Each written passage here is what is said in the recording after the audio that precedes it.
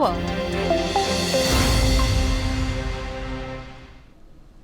and welcome. You're watching NewsX with me, Devika Devan. In the election for India's Vice President, a major political fight is underway. The ruling National Democratic Alliance led by the BJP has nominated CP Radhakrishnan, the governor of Maharashtra. He's a veteran politician from Tamil Nadu, and his selection has been seen as a strategic move to gain support in southern states, particularly Tamil Nadu. Opposing him is the India Bloc, which has put forward former Supreme Court Judge B. Sudershan Reddy. The opposition frames this as an ideological battle to protect democratic values. The core of the conflict now revolves around regional politics, with both alliances choosing candidates from the south. The NDA holds a significant advantage in the Electoral College, which includes all members of the Lok Sabha and the Rajya Sabha. There are over 420 members, far exceed the 392 votes that are needed to win. This numerical superiority makes Mr. Radhakrishnan's victory highly probable, but the opposition's nomination is being considered more of a symbolic protest that could result in a real contest. Is that really true? We take this conversation forward. I have with me on the broadcast Mr. Sudershan Reddy of the Congress, Mr. Varun Kumar of the TDP, Jasmine Sandewala of the BJP, and we have with us Advocate Manasvi Thapar with us as well. Let me begin with Manasvi Thapar to bring in a non-political point of view in this. Manasvi, as far as the numbers go, as I've just mentioned, the NDA has a significant advantage, but the opposition deciding to field a candidate which could put their ally TDP in a tough spot. Do you think it's going to make any difference in the future? No, I don't think so. The number advantage is clearly with the NDA. They have 4 to 22 candidates with them, and I have 4 to 22 votes with them, and so there is no doubt about it. So NDA has a clear edge over it. So Vice President is going to go the way towards NDA. So the presidential candidate is going to be the Vice President of India very soon. So there's no doubt about it. But fielding a very good candidate will put them on spot. But in terms of number game, I think BJP and NDA is winning it. There are no two ways about it. So and fielding it at this moment for NDA for the opposition just shows the opposition strength also. So this is a very good exercise. I would not say it is a futile exercise. From the opposition point of view, this becomes a very good exercise in terms of bringing the opposition together. While they know the fact they don't have the numbers, but all the opposition members are going to vote together. So that will bring a momentum in the opposition. Yes, we can be a challenger to the BJP with 391 votes. The number is still significant. But yes, if they work out together in the future elections, that could be a favorable movement for the opposition to be working together against a giant political party like BJP.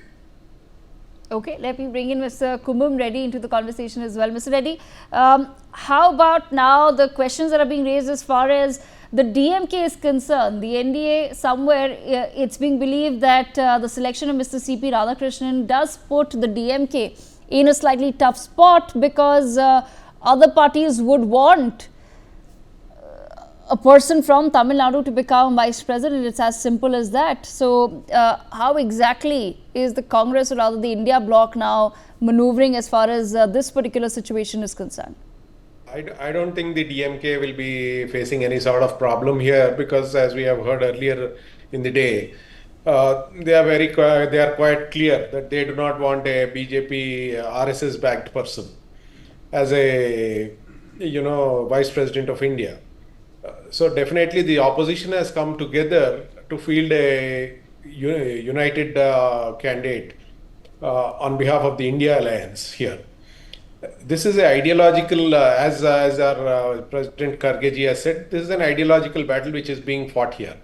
Definitely, if we feel that DMK has an issue over there, then we also might feel some other parties, some regional parties from Telangana and Andhra definitely might be, feeling that Telugu-speaking person should be made the Vice President of India. That's what our Chief Minister has also, the Chief Minister of Telangana has just now said, requested all the MPs from Telangana and Andhra to vote for the Telugu speaking candidate. So definitely it is not something, it is a ideological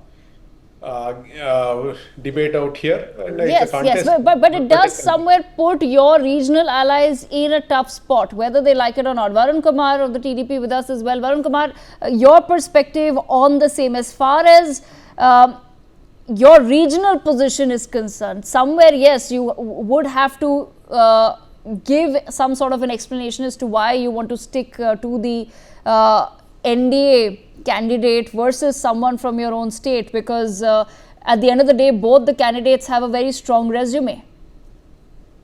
I don't think Justice Sudershan Reddy ji has the same resume or same merit as with compared to Mr. CP Radhakrishnan ji for various reasons. Because firstly, let me also object to Mr. Srinivas Reddy's comments that this is an ideological battle. Congress tried to sack 4 governors because they had RSS affiliation, and Supreme Court in the case of VP Singhal versus Government of India categorically stated that in any constitutional, especially in any constitutional positions, ideology is not a matter for disqualification at all. So they'll have to withdraw from that very statement itself. And secondly, when coming to the merits of Dr. Sudershan Reddy, I'm sorry to say, but the very same Congress in 2013, backed by NCP then, had flagged off this man saying he's a puppet when he was appointed to be, when he was considered for the position of Lokayukta. So Congress has to first tell why that very person whom they called him a black sheep or a S-man or a puppet is now their messiah and contesting these elections. They're very confused with the very ideology of Congress. And if it is an ideological battle, the Congress should also explain, is Congress devoid of its own ideology? Is Congress having an ideology at all?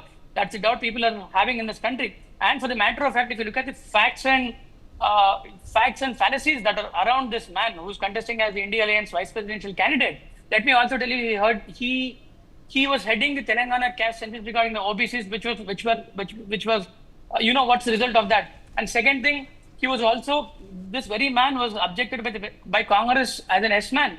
They objected this very own Justice Sudershan Reddy. Also, if you look at they attacked Justice Gogoi for having taken RS Rajya Sabha, and how is that same Congress is justifying now a person with the same stature coming to the vice president election himself? These are the questions the Congress should be answering at the very moment. And also, this man, he crippled the Naxal movement by ripping off Salwa Judam in the Chhattisgarh parts of the country, which was way back the most biggest burning issue of the country. I mean, Congress should be answering all these questions before even they bring this ideological and regional conflict. If you were to be giving a candidate who has an uncompromising nature towards the country or to the society, if done great job, then probably there could have been views of reconsideration amongst all the parties. You could have bought a better candidate yourself. Congress party is actually conflicting and contradicting its own statements, its own ideology, if it actually exists, if at all the ideology exists. And there is no scope of getting any ideological or regional barriers here at all. Okay, I want to give Mr. Reddy a chance to reply before I bring in Jasmine Sandhyawala into the conversation. First of all, I would not like to agree with what Mr. Varun has said about Justice Sudershan Reddy's resume. He is talking about a person who is an eminent jurist here, and a person who has represented right from the High Court of Andhra Pradesh to the Chief Justice of Guwahati to the Supreme Court of India. And he's also, as he himself has stated, that he has been heading he's headed the expert committee on the caste census. The result is already clear that the caste census report has been tabled and it has been sent to the central government. The NDA government is needed to act on that now. Why are they not acting on that? Let us not talk about resumes. He's coming from a judiciary background, whereas the other person is coming from a RSS background as a politician, and right now is the governor of a state. What does it matter, sir? Ideology is disqualified by the Supreme Court itself. Okay, Varun Kumar, let him complete. Let him complete, because I want Jasmine Sandhyawala to respond to this. Jasmine Sandhyawala, it seems as though the RSS ideology or the RSS background is going to become a stickler as far as the opposition's narrative is concerned. But Mr. Reddy, complete your point, then I want Jasmine Sandhyawala to respond to that.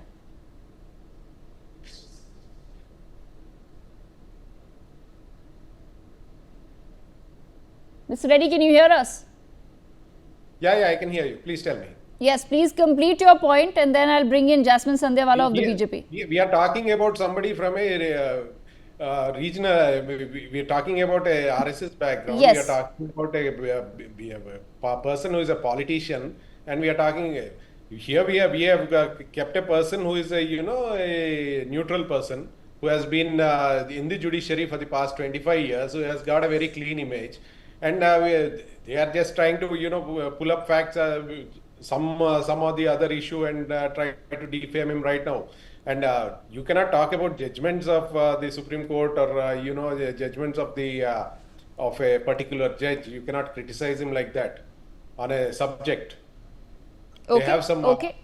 unity Jasmine and- Sandhyawala, Jasmine Sandhyawala, your response to that. The fact that over and over again we hear that Ms. Radhakrishnan is an RSS man. Why is that a stickler? It is definitely not a stickler. Like my previous person, the spokesperson, was saying, that it is no stigma to have an ideology. After all, Congress also does have an ideology, and Mr.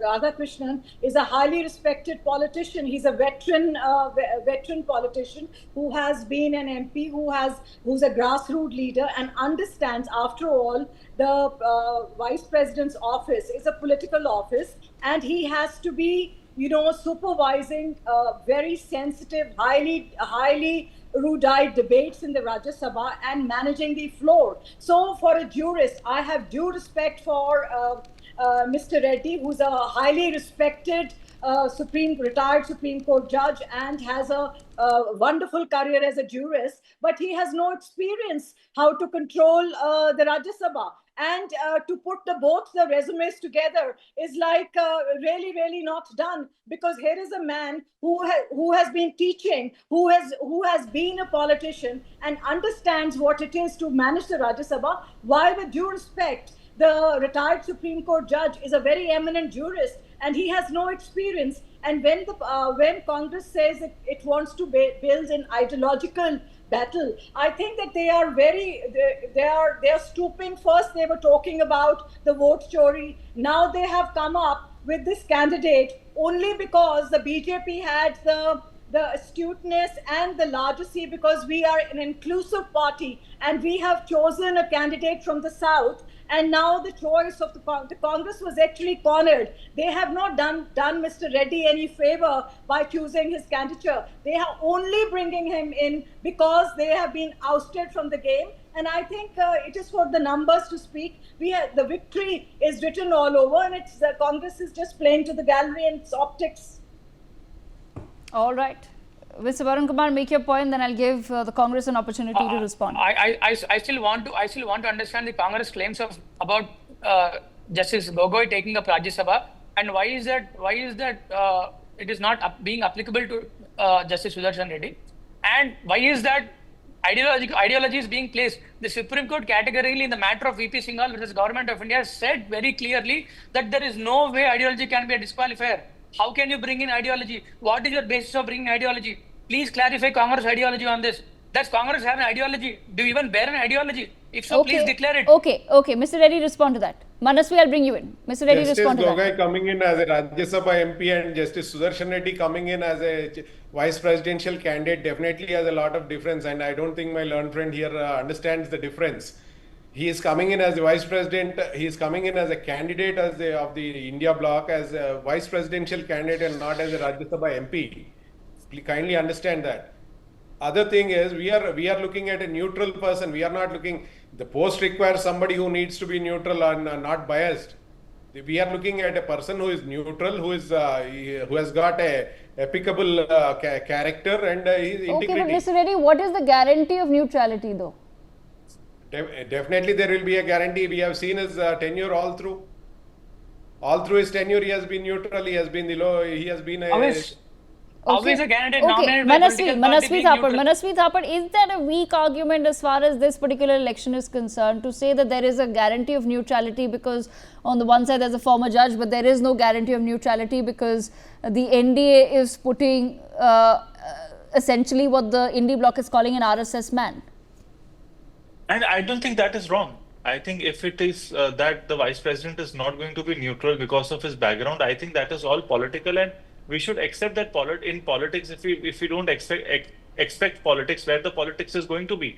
Radhakrishna is a great candidate for BJP. He has a RSS background, and that is why he's going to be the vice president. And I don't think his culture, his heritage, his tradition, his values as a RSS man has brought him to the level of a governor and now the future vice president of India. BJP should not shy away from that, and that is something they should accept, that fact that it is politics and it is plain politics, and we don't have to be neutral in this ideology as of now in terms of selecting a candidate. After the selection of the candidate, his conduct will say that is he going to be the vice president of India, or is he going to be the vice president of NDA. But as of now, there are going to be backgrounds of people, and there are going to be conducts of those people who come to power, and how do they conduct after they come into power is something we'll come to know. But as of right now, neglecting him just because he comes from RSS background will not serve the purpose, because one, he's having the numbers. Second, he also have political acumen because he has a very long career in politics, in BJP and in RSS. So that goes in his front in terms of controlling the houses. So I think that goes with him. So I will not buy that argument of neutrality as of now, because he has not assumed the chair of vice president. Once he assumes, and after that, if he does not perform, then I'll be with Mr. Reddy on countering him that he's not working as the vice president of India. He's working as the vice president of BJP. So this is the plain and simple understanding. If it is political, yes, loud and clear, BJP should come out and say, instead of being on the defensive side, they should come out and say that we have numbers, we have our dadagiri, we will put in the person we would want to put in, and someone who's a very loyal candidate of BJP, a very loyal candidate of RSS, and yes, we want to portray him as the future vice president. There should not be two eyes out of it. Okay, all right. Varun Kumar wants to make a point. I'm super surprised by Dr. Reddy's argument, Mr. Reddy's argument that you are bringing in a person of judiciary to become a candidate of vice president who is going to head the legislative, who has a mix of legislative and executory functions, and you say judiciary candidate is the best candidate for legislative and execution. I mean, this is kind of very amazing. This can't have any merit at all, Reddy ji. You have to understand that you are bringing in an eminent jurist. Fine. No, you didn't. Let's follow the game. I'm not stopping you now. So you are bringing in a judiciary candidate to head the Rajya Sabha. And you say Mr. Gogoi is from the same Rajya Sabha. The chair is on the above and the chair is below here. That's all. He has to conduct the business of many people like Mr. Gogoi in the House. He has to conduct the business of Rajya Sabha. When you say when you say a person who is fit not to be an MP at all in Rajya Sabha, and you say the same judge can be a very interesting candidate or a very fit candidate to become the person who can conduct the business of the very same House, is it not ridiculous? And also to mention, is the same person not the one who shielded Congress in the Anderson escapes in the Bhopal gas tragedy? Please let me know if he's not the person. Please let me know if I'm talking about some other Sudershan Reddy. Is it not the same candidate? Why are you shying away from facts? Well, I am defending the NDA alliance candidate. Yes, he's from RSS ideology. Yes, ideology cannot be a disqualifier. I'm quoting VP Singhal facts. I'm quoting ideology cannot be disqualifier. Okay, we're going to let Mr. Reddy respond. Manasvi Thapar also wants to come in. I want to know what is the ideology of Congress in this. Okay, Mr. Reddy, one question that's been posed to you since the beginning. What's the ideology of the Congress in this? As far as my friend was just saying that he's talking about the judges' role in the executive and judiciary and this thing. But here is a case, we are talking about the Vice President of India. We are not talking about a Rajya Sabha member here. Vice President of India will be one. You are saying that he has to conduct the role of so many Rajya Sabha members like so Of course, he has to conduct the House of Rajya Sabha. I did not stop you. I did not stop you. He has to manage.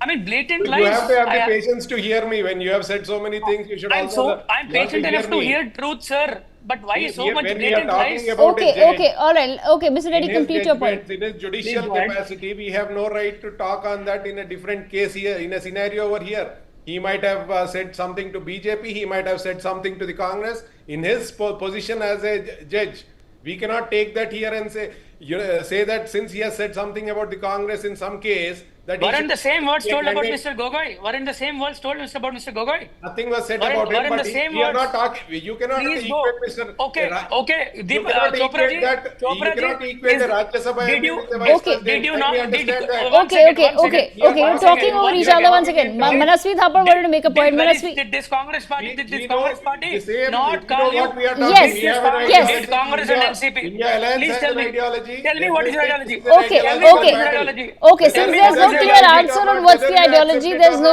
Okay, one second. Manasvi Thapar Deepak wants to ji. make a point. Manasvi, is this then getting old as far as the argument vis-a-vis Justice Gogoi is also concerned? Is that relevant today? See, I feel that B. Sudershan Reddy is a great candidate. He has an acumen as a lawyer, as a judge, and he has been independent.